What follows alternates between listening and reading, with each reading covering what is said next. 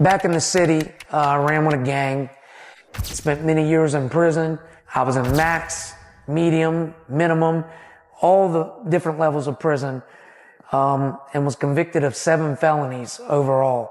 Keep my shit on D&D, super blast the EMP, he gon' need an EMT. In 2008, Chris Wilmore started a backyard fighting club in Virginia called Streetbeefs. Originally, Wilmore saw it as an opportunity to keep disputes from causing violence in the community.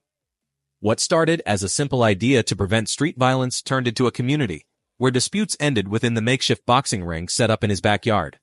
Chris, known as Scarface, wasn't just creating fights, he was crafting a haven. Nestled among clothesline poles and tree trunks draped in vines, his backyard became Satan's backyard, an unconventional arena where men from all walks of life came to resolve their differences. Chris stood as more than a host. He was the heart and soul of Streetbeefs. It's about giving these guys a place to settle their disputes. For him, it was personal. At 40, Chris didn't shy away from his own past, which included time behind bars for assault and drug offenses. His passion for boxing, discovered during a stint in juvenile detention, turned into Streetbeefs, a sanctuary where ex-convicts and those in recovery found solace and purpose through combat.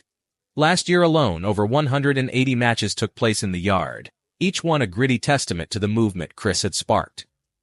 The fights were raw and unfiltered. This unexpected success allowed Chris to leave his day job and focus entirely on Streetbeefs, dreaming of a future where volunteers might be compensated for their roles in security or managing social media.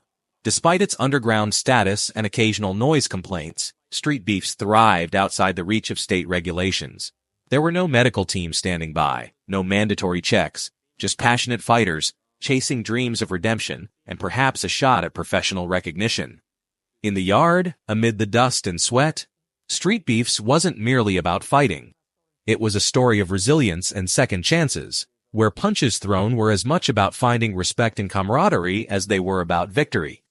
It was a place where bonds formed in the heat of battle, proving that sometimes the most unexpected arenas can be where life's greatest lessons are learned. In Satan's backyard, Chris Wilmore stands tall. His vision of Streetbeefs, born from personal struggle and a desire to channel conflict into something positive, has become a beacon of resilience and hope.